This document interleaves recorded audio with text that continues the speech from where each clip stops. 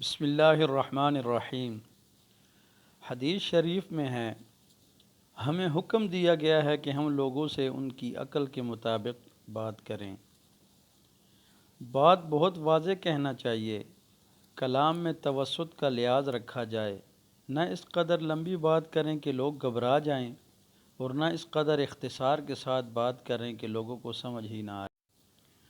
جس طرح عورت کو احتیاط ضروری ہے کہ غیر مرد کے کان میں اس کی آواز نہ پڑے، اسی طرح مرد کے لیے بھی احتیاط واجب ہے کہ خوش آوازی سے، غیر عورتوں کے روبرو اشعار وغیرہ پڑھنے سے پرہیز کرے۔ باتیں بہت تکلف سے اور چبا کر نہ کریں، اور نہ بات بڑھایا کریں۔ مثلاً کسی نے پوچھا کہ آج آپ نے کیا کھایا؟ اس کا صاف جواب یہ ہے کہ گوشت روٹی کھائی ہے۔ اس طرح جواب میں نہ کہے کہ ہمارا کیا کھانا پینا، بس صبح بازار گیا تھا، سستا گوشت مل گیا، سبزی کی بجائے ایک سیر گوشت لایا، پھر گھر والوں نے آلو گوشت بنایا جو آج دوپہر میں نے کھایا۔ بات کہنے سے پہلے سوچ لینا چاہیے۔ بعض اوقات سرسری طور پر ایسی بات منہ سے نکل جاتی ہے کہ جہنم میں لے جاتی ہے۔ باتوں کے دوران کسی کو فاسق، کافر، ملعون اور اللہ کا دشمن اور بے ایمان نہ کہیں۔ چغل خوری ہرگز نہ کریں۔ حضرت ابن مسعود رضی اللہ عنہ سے روایت ہے، جب تم کسی قوم سے ایسی بات کرو گے کہ وہاں تک ان کی عقل کی رسائی نہ ہو، تو وہ ضرور بعضوں کے لیے خرابی کا باعث ہوگی۔ دو رویہ پن کبھی نہ کریں کہ جیسوں میں جائیں ویسے ہی باتیں کرنے لگیں۔ سچ بولیں، جھوٹ ہرگز نہ بولیں۔ البتہ دو شخصوں میں صلح کرانے اور جھگڑا ختم کرانے کے لیے اگر کچھ جھوٹ بھی بول دیا جائے تو مضاحکہ نہیں۔ کسی کے منہ پر خوشامد سے اس کی تعریف نہ کیا کریں۔ زمانے کو برا نہ کہیں۔ غیبت کبھی بھی نہ کریں۔ بچے اور پاگل اور کافر ذمی کی غیبت بھی حرام ہے۔ غیبت جس طرح زبان سے ہوتی ہے، اسی طرح کسی کی نقل اتارنے سے بھی ہوتی ہے، بلکہ یہ زیادہ قبیح اور بری ہے۔ مثلاً آنکھ دبا کر دیکھنا، لنگڑا کر چلنا وغیرہ۔ بحث اور مباحثہ میں کسی سے نہ الجھیں۔ جب یہ دیکھیں کہ مخاطب حق بات نہیں مانتا تو خاموش ہو جائیں۔ جس کلام سے نہ کوئی دنیاوی فائدہ ہو اور نہ ہی دینی فائدہ ہو، تو ایسی بات کو زبان سے ہی نہ نکالیں۔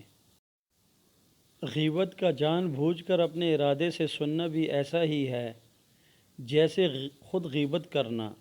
مثلاً کسی مجلس میں ایک شخص کسی کی کمی، کوتاہی یا برائی بیان کرے جو اس مجلس میں حاضر نہ ہو، تو آپ اس شخص کو منع کریں یا اس مجلس سے اٹھ جائیں۔ اگر آپ نے ان دونوں کاموں میں سے کوئی کام نہیں کیا بلکہ خاموشی سے سنتے رہے تو آپ اس غیبت کرنے والے شخص کے ساتھ گناہوں میں شامل ہوں گے۔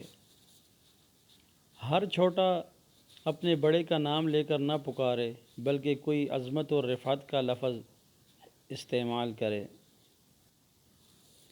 اسی طرح اپنے چھوٹوں کے لیے بھی ان کے مناسب الفاظ استعمال کرنے چاہیے، کیونکہ یہ شفقت، دلجوئی اور حوصلہ افزائی کی بات ہے اور باہمی ربط و تعلق اور محبت کا سبب ہے، جو کہ شریعت میں مطلوب اور مقصود ہے۔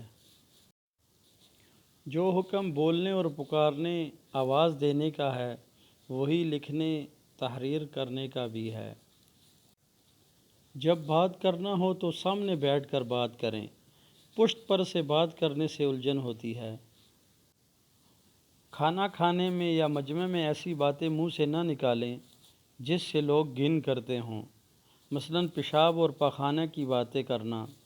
اگر ضرورت ہی پڑ جائے تو کہہ دے کہ قضائے حاجت یا کام سے جاتا ہوں، یا یوں کہے کہ ضرورت ہے۔ اگر آپ کسی کے پاس جائیں اور وہ دوسرے شخص سے بات کر رہا ہو تو جب تک وہ فارغ نہ ہو جائے یا وہ خود نہ پوچھے تب تک آپ اپنا کام یا اپنی بات پیش نہ کریں۔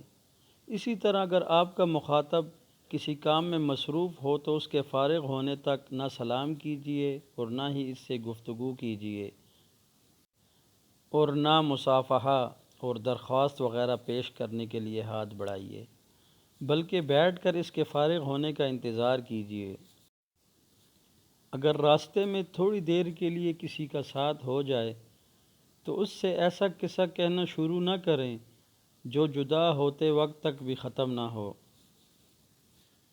دو شخص تیسرے کی موجودگی میں نہ تو آہستہ باتیں کریں، نہ تیسرے کو ہٹا کر اور نہ دوسری زبان میں باتیں کریں۔ حدیث میں ہے کہ مومن کا حق دوسرے مومن پر یہ ہے کہ اس کا ایسے نام اور لقب سے ذکر کرے جو اس کو زیادہ پسند ہو۔ بات حق کہیں لیکن لب و لہجہ نرم ہو، غیر معذب اور دل آزار نہ ہو۔ اسی طرح بغیر تحقیق بات نہیں کہنی چاہیے۔